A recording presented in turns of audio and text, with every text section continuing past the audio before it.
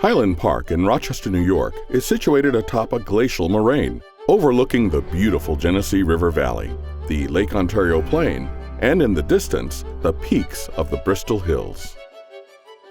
In the late 19th century, the land was a part of the world-famous Mount Hope Nurseries. Its owners, George Ellwanger and Patrick Berry, donated almost 20 acres to the city of Rochester for its first public park. Highland Park was designed by Frederick Law Olmsted and opened in 1890. It is a masterwork of design, an arboretum with the world's largest collection of lilacs, the site of the annual Lilac Festival, and an iconic landscape of Rochester. Highland Park is a work of art for everyday use. It offers fresh air, sunshine, and the multi-sensory delights of nature.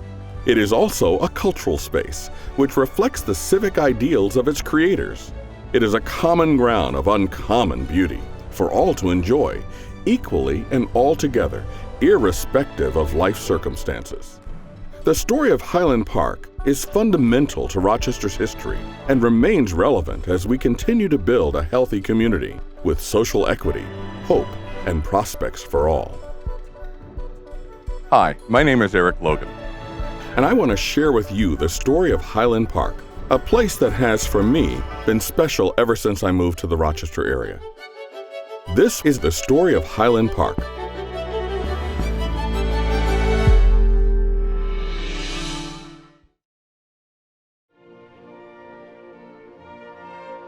Late in the 19th century, Rochester's horticultural industry was an important source of plants and seeds for the expansion and increasing mechanization of agriculture all across the U.S., as well as for the domestic landscapes of new urban and suburban housing development. Two Rochester nurserymen in particular, George Ellwanger and Patrick Berry, became nationally prominent horticulturists who played an important role in the nation's and Rochester's landscape development. With Highland Park, it's very interesting because it's actually was at one point part of America's largest plant nursery in the 19th century. Originally founded by George Ellwanger and Patrick Berry in 1840, they started on a small 7-acre plot of land and quickly grew the company within 20 years to be over 400 acres and shipping plants worldwide. They're certainly unique because as early as 1846, they did design their nursery grounds to almost be a park, and they actually had a section of the nursery that was supposed to be like a park with winding paths and overgrown areas of trees and flowers and creeping vines and whatnot.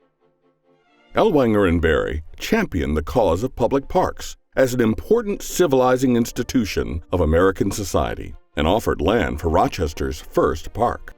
George Ellwanger selected the site for the park, a place that he visited daily to enjoy the view, and named it Highland Park. Ellwanger and Berry donated the land, funded the construction of the signature pavilion at the highest point of the park, and set the terms for the development as a landscape designed and maintained at the highest level for the people of Rochester. By the time of the dedication of the park and its children's pavilion on September 29, 1890, Patrick Berry had died, and George Ellwanger was too ill to attend the ceremony, but his son delivered his prepared remarks. I welcome you all, and the whole city also, to this commanding elevation, where I have been in the habit of coming almost daily for nearly 40 years. From this high vantage ground, I have often asked myself the question, where have nature and art, God's handiwork and the skill of man, combined so many elements of beauty, of prosperity and happiness? Though I have looked upon it so many times, the scene always possesses the old power to please. It always charms the eye and rests the mind. Believing that the attractions of nature excite and develop the best feelings of everyone, my late associate in business, Mr. Berry, and I have desired this good city of Rochester should possess forever this spot with its pure air, extended views of unsurpassed natural scenery, a fountain throwing a jet of water high in the air, and a broad sweep of meadowlands sloping away from it to the distant southern hills. Though the grounds around the structure are now in the rough, they will soon be planted with trees, shrubs, and flowers, and it is my wish and intention that they shall become every year more and more attractive. affording to all, more especially to the children of the city, a healthful and agreeable place of recreation. I, therefore, on behalf of my late associate and myself, hereby dedicate the pavilion to the children of the city of Rochester.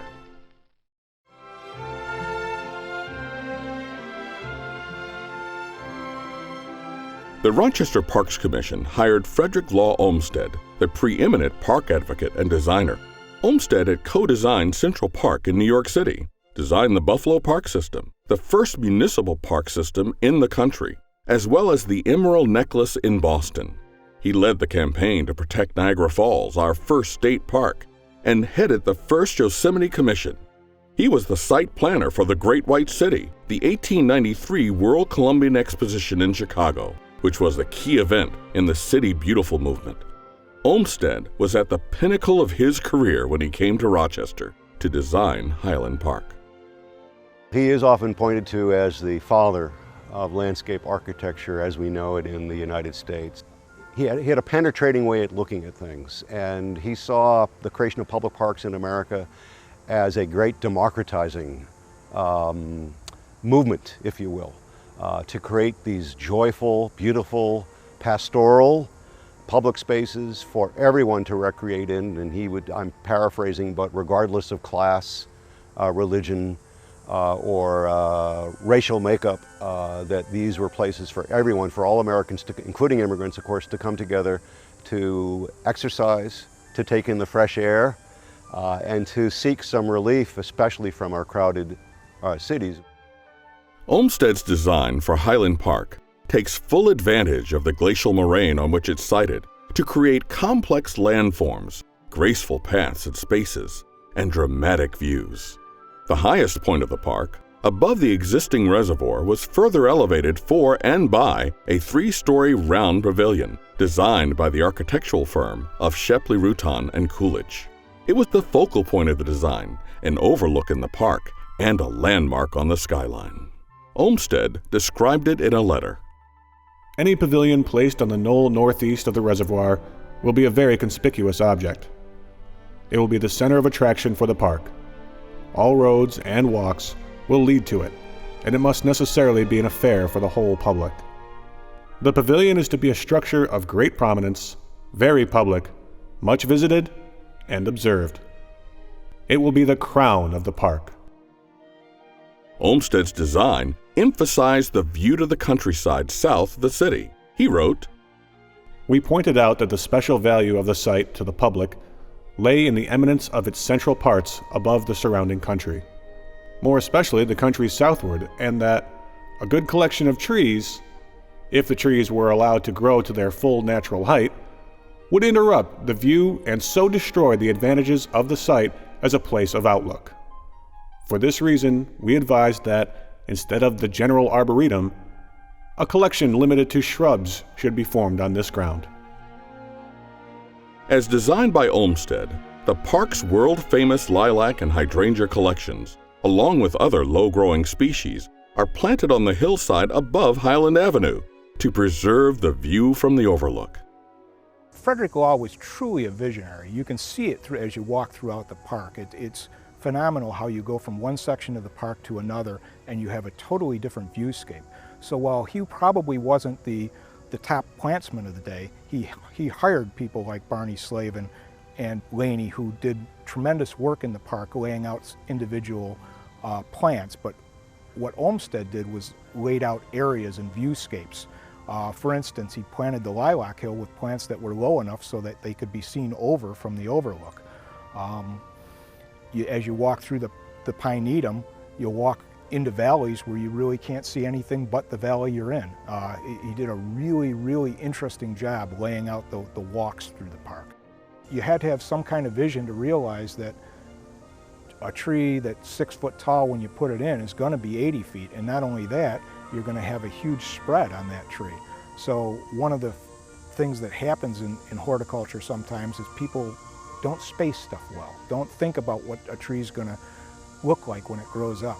Myself, I always look at the park's perspective as not being somebody's front yard, but being a long-term process. You got to think in the 50 and 100-year thought process rather than what it looks like the day you put it in.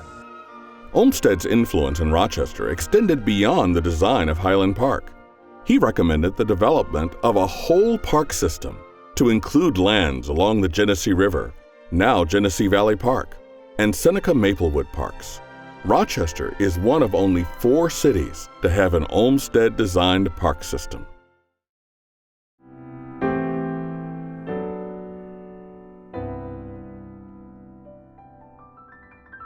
Highland Park remains a horticultural showcase and a masterpiece of landscape architecture. So over the years, the park has had a stamp of many different horticulturalists working in the park. There's numerous horticultural collections in the park. Some of them are phenomenally world-class. The collection of lilacs is second to none. The Rose Hollow is a really beautiful area to see, many different prunus and rose species throughout that area. One of the hidden gems of the park is the pinetum. Originally 109 species of evergreens were put into the pinetum, but there's many, many more now.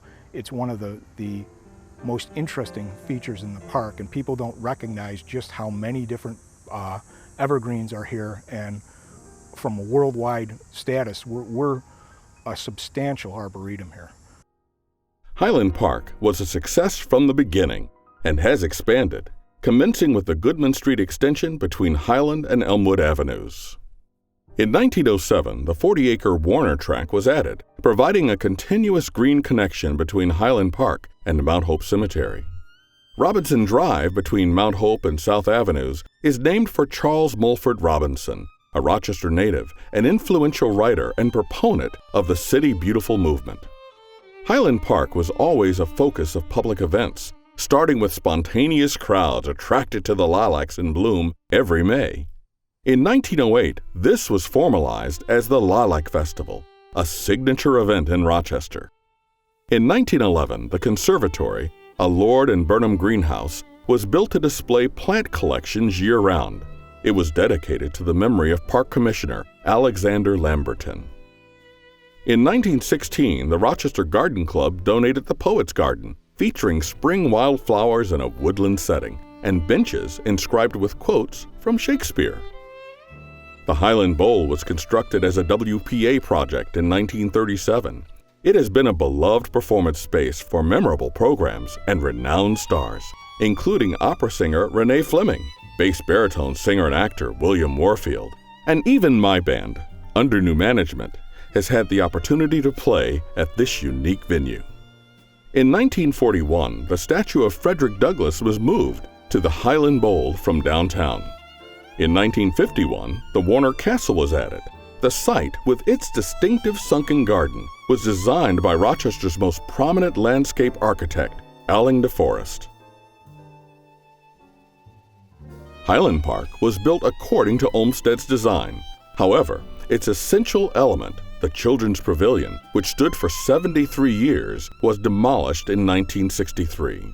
The open-air pavilion drew people from near and far to experience the panoramic views of the park and the countryside, and to connect with the nature that surrounded them.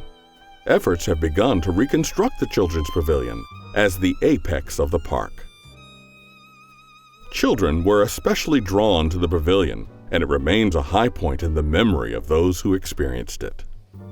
I open a lot of meetings with asking people, what's your favorite memory from your childhood? And by far, when I ask that question, I say, how many of you did it relate to nature? Almost all the hands go up in the room. Well, basically, as kids, and going back to the late 40s, I would say the Children's Pavilion was a big thing, because you climb all the way to the 3rd floor and you look out forever. It was, you ran up the steps and you got to one level, and you ran around, and then you ran up the steps again to this next level, and the same thing until you got to the top. And that was, as I said, that was fun. Then you'd walk all the way around to see what you could see from the different points of view. You know, I mean, you could basically see Canisius Lake. That was probably one of the biggest thing, and then getting chased out because we were too noisy.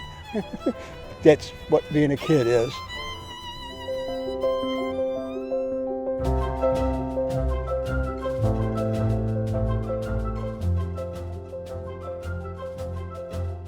As the Lilac Festival grew in attendance and new demands were placed on the park, Monroe County maintained the integrity of the park's original historic landscape by annexing vacant property south of Highland Avenue as an expansion area. In the 1980s, this addition to the park was developed as a festival site and has become an area for special events, memorials, and other uses in a beautiful outdoor setting. The Vietnam Veterans Memorial, the AIDS Memorial Garden, the Victims' Rights Memorial, and the Workers' Rights Memorial provide 20th century spaces of honor and remembrance. The Nature Playground, built in 2018, is designed with trees and rocks and other natural materials to offer a welcoming space for children to experience the fun and adventure of playing outside. While these additions were made with contemporary influences, they are rooted in the history, tradition, and heritage of Highland Park. It continues to grow and evolve, but never loses its essence as a nurturing, peaceful place of natural beauty where all are welcome. So when you're in Highland Park and you see people looking at what's the name of this tree, I've never seen anything like this before, I like to think there's a sort of Ellwanger and Barry connection there, because this is exactly what they had envisioned when they were making the case for Rochester to have a park as early as 1847. They wanted people to walk through groves of trees and flowers and ask questions and learn about what these plants were. Going back to Olmsted, his vision was to provide a space for people to escape from the urban environment. It's a living collection, and the trees that are big next to me now, someday they'll pass and new trees will be in that collection. Highland Park is forever. So we try to keep this collection intact and forever growing. Highland Park is a living record of local history, from its glacial origins, its 19th century development, as a horticultural showcase, a public park, and a masterwork of design by Frederick Law Olmsted, to its many 20th century additions. It is a unique place, man-made of natural beauty for all of us to use every day for enjoyment, healing, and inspiration.